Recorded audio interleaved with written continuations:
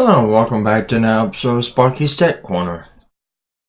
Today we're gonna go through and we're gonna clean both of the NES Advantage control cases up, along the buttons, and we're gonna go through and get both of these cases prepped for retrobriting. Now, I've already got them cleaned, but I'm gonna skip to me actually cleaning them, and then from there we're gonna go ahead and move over to actually putting the retrobriting on.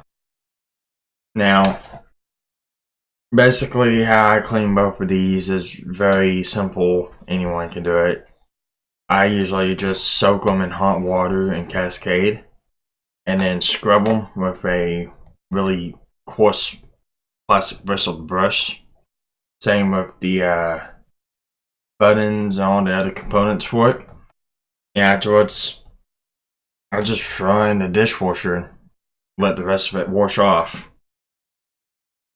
Now, as far as Retrobrite, basically retrobriting is just using a very powerful peroxide and then sending out in the sunlight, UV light, and the peroxide actually absorbs this yellowing that the plastics get over a period of time. It will work on regular colored plastics like gray, tan, and even work on colored plastics too. It's the yellowing happens from the flame retardant that's in the plastic. Just over a period of time, exposure to sun, age, weather, temperature, it comes to the surface and then you get this yellow effect. You can make Retrobrite with high strength peroxide and some other chemicals to make it into a paste, but what I like to do is I get some of the salon style peroxide.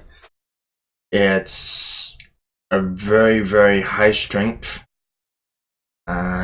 Let's see if I can find what the actual concentration is.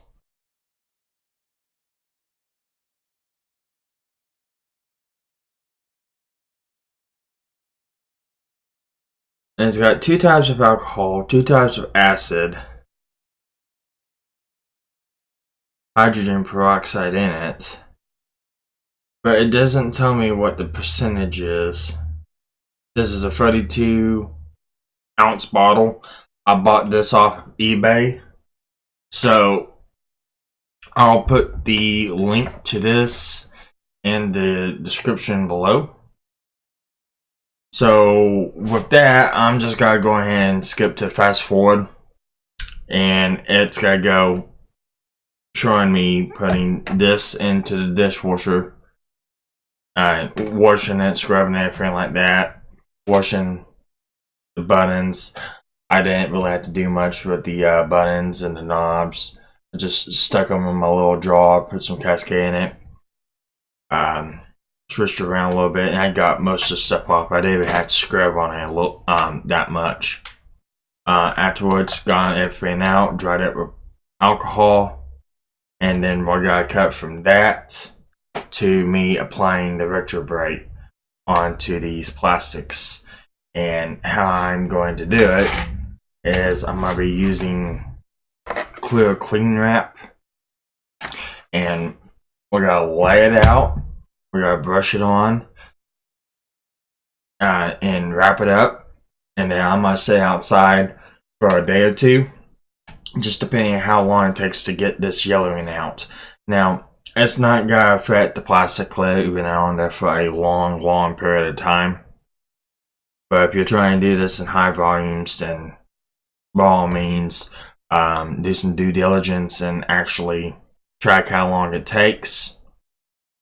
So with that, we're gonna go ahead and cut to some music and get to cleaning these.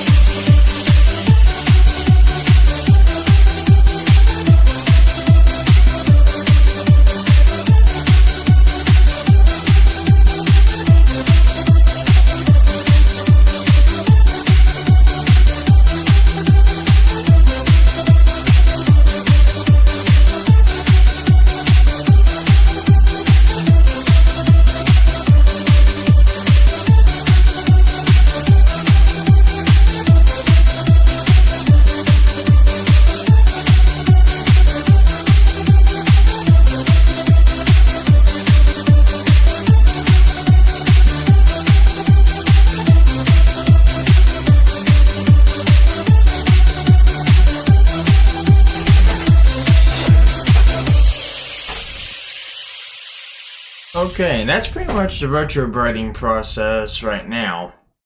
That's basically how I do it. It's very simple, very self-explanatory. Now, I will caution one thing.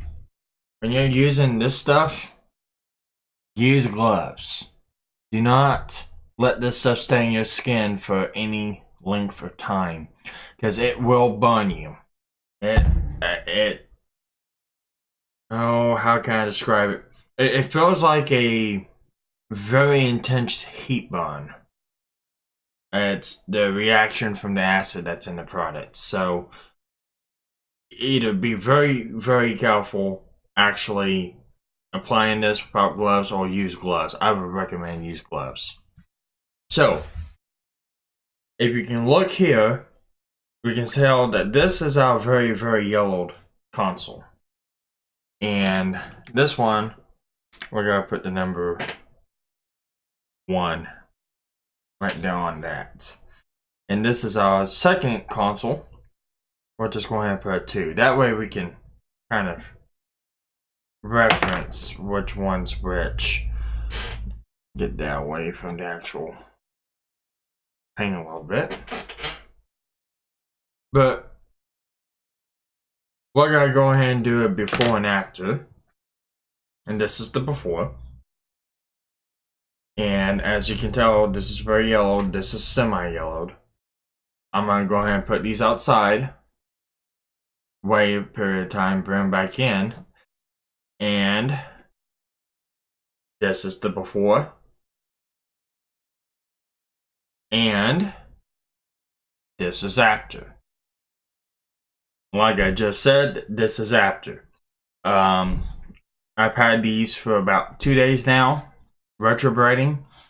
I have placed them outside in the sun from about 10 a.m. till it got dark out for 2 days, just because it was really yellowed. This one was, this one wasn't. Really, this one could have been done without Retrobrite, but just because it was old and used, I went ahead and do it anyways just to make it look brand new again. But this one is going to be the real proof of the pudding. So, if you remember beforehand, this one was severely yellowed, especially right here on this side.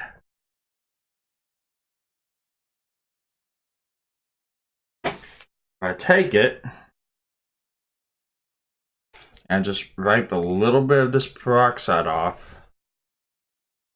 You can see what a difference that made. You can see some hints and traces of yellowing right here.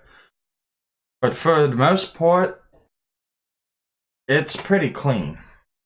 So, I'm going to go ahead and wash both of these off. And before I do that, I'll show you the caps here. These little volume knobs. These were real bad. One set was brown. One set was gray. They're literally both gray now. The little blemishes that the little white pads had are gone. The reds, they really didn't need to be retrobrited, but I went ahead and did them anyways. So, I'll go wash these up real quick and we'll cut right back. Well, as you can see, I've got both the consoles unwrapped, or the cases unwrapped. You can tell it is much, much, much better than what it was beforehand. This was the severely yellowed one. As you can tell, it's also the one that had the chip in it. Both cases look like the pristine brand new. See a little damage right here, a little scuff in this one.